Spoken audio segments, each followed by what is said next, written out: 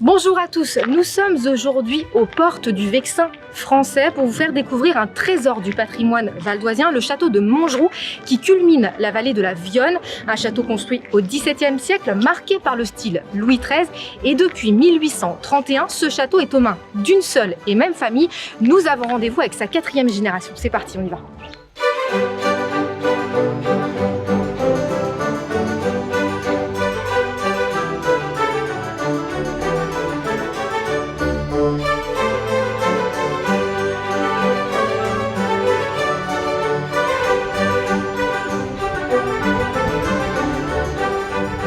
Les propriétaires, Marie-Félice et Xavier Descourtils. Après leur mariage en 1987, Marie-Félice vient vivre dans le château de la famille de son mari. Marie-Félice, Xavier, bonjour.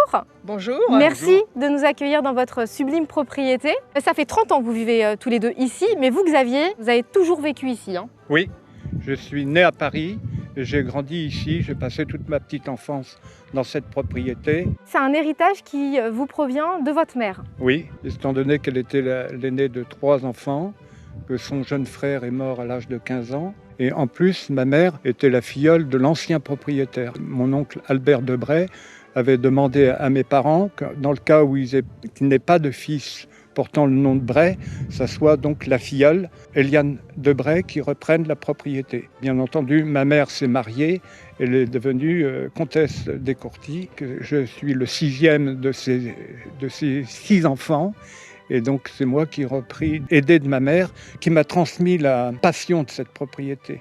Marie-Félice, le château voit le jour début XVIIe siècle sur des terres qui appartenaient à des moines. Alors racontez-nous. Oui, tout à fait. Les moines qui dépendaient de l'abbaye de Saint-Denis, bon, ils n'étaient pas très nombreux, on peut parler de 2-3 moines. Finalement, cette abbaye était très, très riche et donc avait ses terres. Et même les moines ont fait construire l'église du village aussi. Et donc l'abbaye de Saint-Denis a été ruinée en 1599. Ils cèdent leurs droits seigneuriaux à un seigneur qui s'appelait Jean de Donon. Alors ce personnage était très important, très riche. Il avait finalement déjà commencé à faire construire un hôtel particulier dans le Marais, rue Elzévir, qu'on appelle l'hôtel de Donon, et qui maintenant est le musée Cognac-G à Paris. C'était clairement la maison secondaire de Jean de Donon, hein. Exactement, c'était sa maison secondaire. Il va donc finalement la faire construire entre, très important, 1609 et 1640. Donc c'est l'époque Louis XIII. Puis il va, lui, à sa mort, céder son château en 1683 à Jean-Médéric de Donon, son fils. Le château est un témoignage du style Louis XIII. Expliquez-nous un petit peu ce qui le caractérise. Bien sûr, ce château Louis XIII, donc, c'est simplement avec des grandes toitures, donc à la française, grandes toitures où il y avait des greniers à l'intérieur, c'est-à-dire qu'on n'habitait pas sous les combles. Les façades, il y avait donc un pavillon central et 2 pavillons sur les côtés. Et ce qui fait l'originalité du château de Montgeroux, c'est qu'il n'y a pas de briques, c'est-à-dire que c'est un château en pierre de taille. Et il y avait aussi sur les toitures donc des oculistes qu'on appelle les œils de bœuf sur les 2 pavillons de chaque côté et des demi-lunes sur la grande toiture, ainsi qu'un vase qu'on appelle le vase avec des grappes de fruits, tout à fait caractéristique du style Louis XIII. Sur les châteaux Louis XIII, vous trouvez ce genre de décoration. Alors le château va subir d'importantes transformations au XVIIIe siècle, hein. Exactement, avec Louis Chevalier, qui était donc président au Parlement de Paris. Il était aussi secrétaire du roi, il était trésorier payeur général, donc quelqu'un de très très riche et très puissant. Et quand il va acquérir le château, il va tout simplement devenir seigneur de Boissy, Téméricourt et autres lieux. Alors c'est ce qu'on va voir tout de suite. Exactement.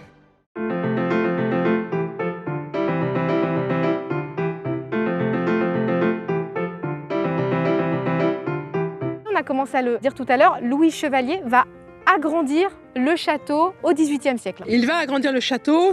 Le château Louis XIII n'était pas assez grand pour lui. Et donc, il va décider de construire un pavillon. Ce pavillon, il va l'aménager donc au XVIIIe. On parle de toit à la mansarde, puisque François Mansart a été l'initiateur de ces toits à pans brisés, où on va se mettre à habiter sous les combles. Puis il va aménager aussi sa chambre et son cabinet de travail. Là, nous sommes côté cabinet de travail, mais il va avoir une vue sur la campagne.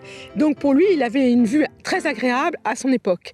La cour était évidemment aménagée différemment, puisqu'il y avait fait supprimer 2 pavillons.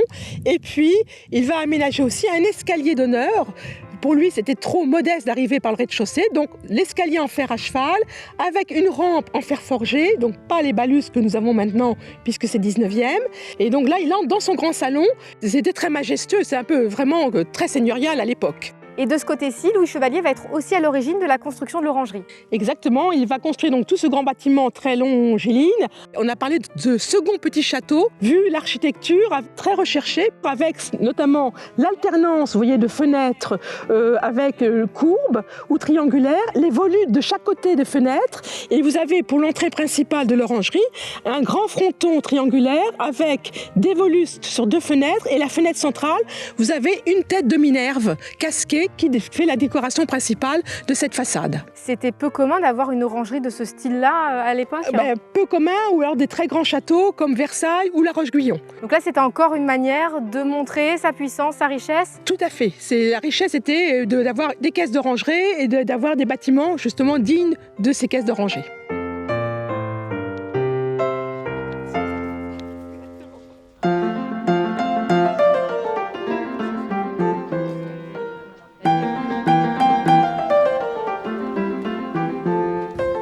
Alors Marie-Félice, là on se trouve dans le salon principal. Exactement, c'est le grand salon du château. Alors on peut remarquer que ce salon est assez étroit, qu'il a une double exposition. Là nous sommes en fin de journée et donc il y a le soleil que vous allez avoir derrière les vitres donnant sur le parc. Le château a été meublé, donc nous l'avons remeublé quand on a repris le château. Il y avait tout un mobilier de château qui a été malheureusement vendu au moment du décès de ma belle-mère en 1986, puisque pour payer des droits de succession, ce mobilier de château qui avait été créé pour le château au XVIIIe est parti en vente publique. Bon, tout n'est pas parti, heureusement pour nous, et nous avons quand même conservé pas mal de mobilier de famille.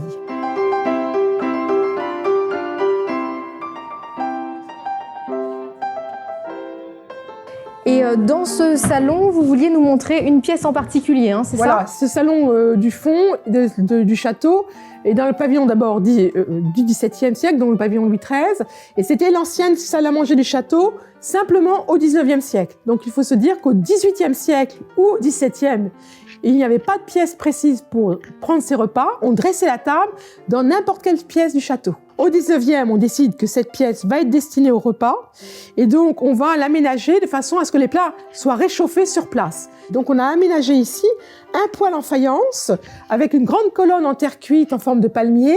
Il y avait ici le chauffe-plat, puis il y avait ici la petite trappe pour mettre le bois de chauffage. Alors vous pourrez remarquer que le poêle en faïence, il y a un petit détail, c'est qu'on a une porte très grise, vraiment en bois. Et en fait, comme le château a été occupé par les Allemands, ils ont voulu d'abord partir avec tout le grand mobilier du château. Heureusement, tout ce grand mobilier a été sauvé par les gens du village qui les ont rapportés, mais pas les portes de ce poêle en faïence. Et donc là, on arrive dans le dernier salon du château de Jean Donon sous Louis XIII. Exactement. Et ce salon a été entièrement, j'allais dire, rhabillé en boiserie sous Louis XVI, à l'époque Louis XVI, puisque vous avez ici donc une grande glace avec une cassolette, on parle de vase à l'antique. Ce sont des boiseries de l'époque de Louis XVI, fin 18e. C'est l'occasion aussi de parler d'une célèbre musicienne, Hélène de Montgeroult, qui a vécu ici et qui a échappé à la guillotine lors de la Révolution française. Hélène de Nervaux, elle a vécu ici pendant 8 années. On l'appelait la marquise de Montgeroult. Elle était la femme d'André Gautier. Le château a été vendu par eux en 1791. Puis elle a été arrêtée et condamnée à mort devant le tribunal révolutionnaire et heureusement graciée grâce à son talent de musicienne puisqu'elle a joué la Marseillaise sur un clavecin qui lui avait été déposé devant les membres du tribunal. Et le directeur du conservatoire a plaidé sa cause en disant qu'on ne pouvait pas exécuter cette grande artiste. Et finalement, elle a échappé à la mort, puis est devenue professeure de musique au conservatoire pendant quelques années au Conservatoire de Paris. Marie-Félice, on termine cette visite par cette partie, la partie de Louis Chevalier. Exactement. Nous arrivons ici dans la bibliothèque, mais qui était la chambre du président Chevalier au XVIIIe, avec un parquet Versailles. Là, il faudra bien le regarder parce que nous marchons sur un parquet qui est de l'époque du château de Versailles. Donc, puisque le Louis Chevalier, c'était le XVIIIe, c'était Louis XIV, et ce parquet, par chance, n'a échappé à la destruction révolutionnaire, parce que le château a échappé à la destruction révolutionnaire. Donc c'est un parquet original. Donc sa chambre et son bureau. Sa chambre et son bureau avec une vue sur la campagne, une très grande chambre avec une hauteur de plafond exceptionnelle puisque ça fait 4,80 m de hauteur de plafond. Et donc il appréciait beaucoup cette pièce, c'est ce qui explique aussi l'importance du volume qu'il a choisi pour sa chambre.